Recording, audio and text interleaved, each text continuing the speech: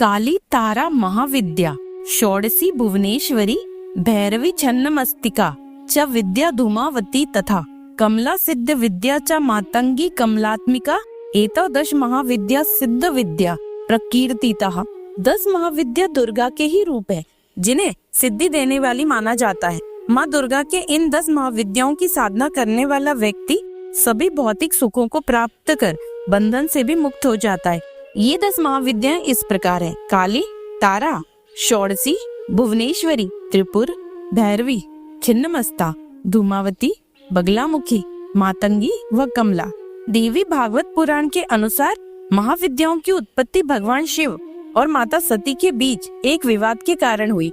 सती के पिता दक्ष प्रजापति ने एक विशाल यज्ञ का आयोजन किया जिसमें उन्होंने सभी देवी देवताओं को आमंत्रित किया, लेकिन द्वेषवश उन्होंने अपने जमाता भगवान शंकर और अपनी पुत्री सती को निमंत्रित नहीं किया।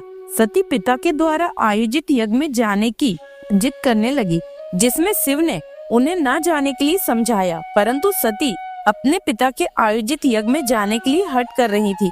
तब शिव के समझाने पर भी अपनी हठ पकड़े हुए सती ने स्वयं को एक भयानक रूप में परिवर्तित कर लिया, जो स्वयं में महाकाली अवतार में प्रकट हुई, जिसे देख भगवान शिव वहां से भागने को उद्यत हुए। अपने पति को डरा या रुष्ट हुआ जानकर माता सती उन्हें रोकने लगी। शिव जिस दिशा में गए उस दिशा में माँ का एक अन्य विग्रह प्रकट होकर उन्हें रोकता है। इस प्रकार 10 दिशाओं में माँ ने वे 10 रूप लिए थे, वे ही 10 महाविद्याएं कहलाई। इस प्रकार देवी 10 रूपों में विभाजित हो गई, जिनसे वह शिव के विरोध को हराकर यज्ञ में भाग लेने गई। हमारे प्राचीन ग्रंथों में 10 महाविद्याओं का उल्लेख है, जिनकी पूजा हर प्रकार की शक्तियों को प्राप्त करने के लिए की जाती है। महाविद्या पूजा को साधना के रूप में जाना जाता है, जिसमें उपासक एक ही देवी को प्रसन्न करने और उनका आशीर्वाद लेने के लिए ध्यान केंद्रित करता है।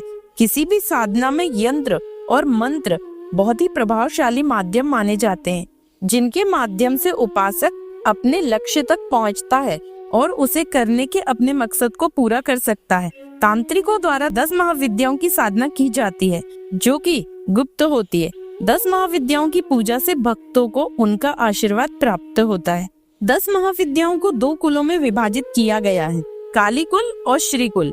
काली कुल में माँ काली, माँ तारा और माँ भुवनेश्वरी हैं। श्री कुल में माँ बगलामुखी, माँ कमला, माँ छिन्नमस्ता, माँ त्रिपुर सुंदरी, माँ भैरवी और माँ मातंगी और माता धूमावती हैं। 10 महाविद्याओं की प्रथम देवी आदिशक्ति काली है। काली पर ब्रह्म का परम रूप, काल की भी काल, काली कुल प्रणालियों की सर्वोच्च देवता। महाकाली का रंग गहरा काला है, जो मृत्यु रात्रि के अंधेरे से भी गहरा है। उनकी 3 आंखें हैं, जो भूत, वर्तमान और भविष्य का प्रतिनिधित्व करती हैं। उनके चमकदार सफेद नुकीले दांत, खुला मुंह और उनकी खूनी जीभ, उनके असीमित अस्त व्यस्त बाल हैं। उन्होंने अपने वस्त्र के रूप में बाघ की खाल, खोपड़ियों की माला और गले में गुलाबी लाल फूलों की माला पहनी हुई है, तथा उनकी कमर पर कंकाल की हड्डियां, कंकाल के हाथ और साथ ही बहुत सारे कटे हुए हाथ और पांव उनके आभूषण के रूप में सुशोभित है। उस देवी के 4 हाथ हैं, उनमें 2 के पास त्रिशूल और तलवार है। एक राक्षस का कटा हुआ सिर पकड़े हुए हैं और एक में कटोरा है, जो राक्षस के सिर से टपकते हुए खून को इकट्ठा करता है। उद्देश्य: विद्या, लक्ष्मी, राज्य, अष्ट सिद्धि, वशीकरण, प्रतियोगिता, विजय, युद्ध, चुनाव आदि में विजय एवं मोक्ष तक प्राप्त होता है। इनके भैरव काल भैरव हैं। लाल रंग के वस्त्र पहनकर तथा लाल आसन पर बैठकर काली हकीक की माला में जप करें। दिशा पूर्व तथा उत्तर। नियमित उपासक ब्रह्म मुहूर्त अथवा सूर्योदय से 1.5 घंटे के भीतर करे। साधक रात्रि 10 बजे के बाद साधना करे। मूल मंत्र है ओम क्रीम क्रीम क्रीम ह्रीम ह्रीम हुम हुम। दक्षिण कालिकाय क्रीम क्रीम क्रीम ह्रीम ह्रीम हुम हुम स्वाहा।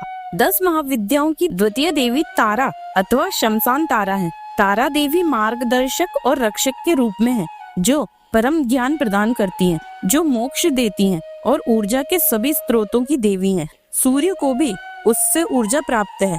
वह समुद्र मंथन की घटना के बाद भगवान शिव की माँ के रूप में प्रकट हुई, ताकि उन्हें अपने बच्चे के रूप में दुग्ध पान कराकर शिव जी को स्वस्थ कर सके।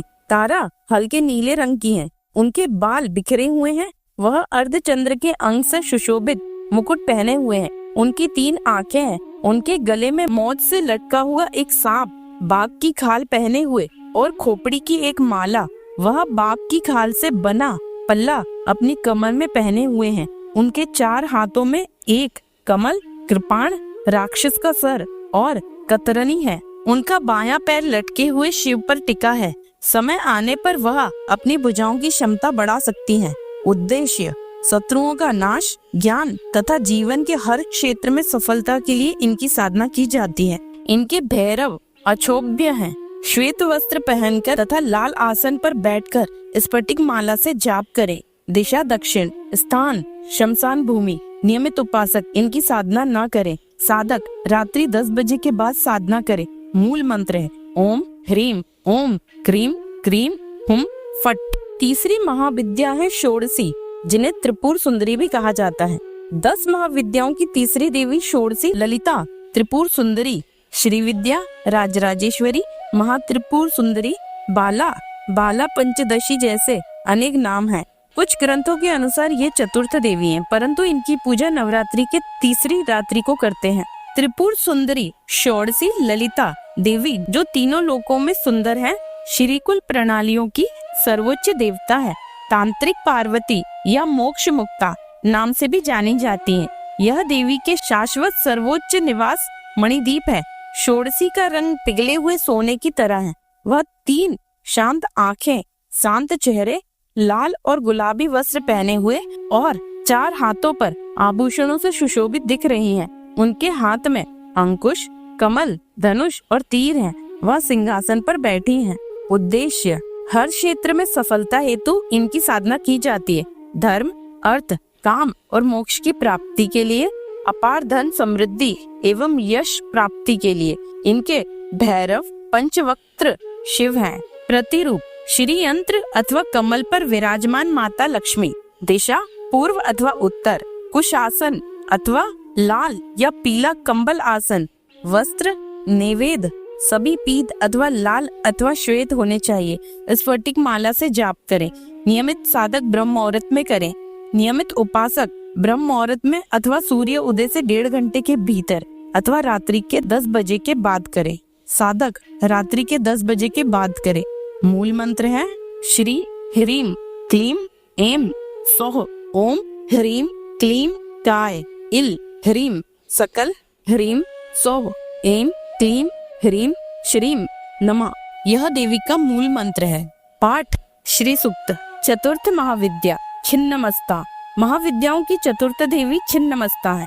कुछ ग्रंथों के अनुसार यह तृतीय देवी है, परंतु इनकी पूजा नवरात्रि की चतुर्थ रात्रि को की जाती है। छिन्नमस्ता स्वयंभू देवी है, जिसने जय और विजय अर्थात राजस और तामस गुणों को संतुष्ट करने के लिए उन्होंने अपना सिर काट लिया है। छिन्नमस्ता का रंग लाल है, जो भयानक रूप के साथ सन्निहित है। उनके बिखरे बाल हैं। उनके 4 हाथ हैं, जिनमें से एक हाथ में तलवार, दूसरे हाथ में स्वयं का कटा हुआ सिर। वह भयानक चेहरे वाली 3 चमकती आंखें धारण किए मुकुट पहने हुए हैं। उनके 2 अन्य हाथों में से एक में कमंद और दूसरे में पीने का कटोरा है। वे आंशिक रूप से कपड़े पहने हैं, जो उनके अंगों पर आभूषणों से सुशोभित है और उनके शरीर पर खोपड़ी की माला है। वे एक मैथुन करने वाले जोड़े की पीठ पर खड़ी हैं। इनकी साधना के उद्देश्य हैं संतान प्राप्ति, दरिद्रता निवारण, काव्य, शक्ति लेखन, शत्रु विजय, समूह स्तंभन, राज्य प्राप्ति, कुंडलिनी जागरण एवं मोक्ष की प्राप्ति। इनके भैरव क्रोध भैरव हैं। श्वेत वस्त्र पहनकर तथा लाल कंबल आसन पर बैठकर स्फटिक की माला से इनका जाप करें। दिशा दक्षिण अथवा पूर्व अथवा उत्तर। स्थान शमशान भूमि अथवा गुरु के मार्गदर्शन से मंदिर में साधना करें। नियमित उपासक इनकी साधना न करें। साधक रात्रि 10 बजे के बाद इनकी साधना करें। मूल मंत्र है श्री ह्रीम क्लीम एम वज्र बैरोचनीय हुम हुम फट स्वाहा। 5वीं महाविद्या है भुवनेश्वरी। 10 महाविद्याओं की 5वीं देवी भुवनेश्वरी है। कुछ ग्रंथों के अनुसार ये चतुर्थ देवी है, परंतु इनकी पूजा नवरात्रि के 5वीं रात्रि को करते हैं। भुवनेश्वरी विश्व माता के रूप में है। इनका शरीर सभी 14 लोक एवं संपूर्ण ब्रह्मांड में व्याप्त है। भुवनेश्वरी गोरी सुनहरे रंग की हैं। इनकी 3 संतुष्ट आंखें और साथ ही शांत भाव है। वह लाल और पीले वस्त्र पहनती है। उनके अंग आभूषणों से सुशोभित हैं और उनकी 4 भुजाएं हैं। उनके 4 में से 2 हाथों में अंकुश और फंदा है, जबकि उनके 2 अन्य हाथ खुले हैं। वह दिव्य सिंहासन पर विराजमान है। बाघ पर बैठती हैं तो स्वयं जगदम्बा है। भगवान कृष्ण की भी माता भुवनेश्वरी आराध्या रही हैं, जिससे वे योगेश्वर कहलाए। उद्देश्य इनका साधक कीचड़ में कमल की तरह संसार में रहकर भी योगी कहलाता है। वशीकरण, सम्मोहन, धर्म, अर्थ, काम और मोक्ष इनके भैरव और त्र्यंबक शिव हैं। रक्त वर्ण के वस्त्र पहनकर तथा रक्त वर्ण के आसन पर बैठकर स्फटिक की माला से जाप करें। दिशा दक्षिण अथवा पूर्व अथवा उत्तर। नियमित उपासक ब्रह्म मुहूर्त में अथवा सूर्योदय से 1.5 घंटे के भीतर करें। साधक रात्रि 10 बजे के बाद साधना करें। मूल मंत्र है ओम ह्रीम श्रीम क्लीम ऐं सौः भुवनेश्वर्य नमः। दोस्तों, आज के वीडियो में हमने 5 महाविद्याओं के बारे में जाना। बाकी की 5 महाविद्याओं के बारे में हम अगले वीडियो में जानेंगे। जय माता दी।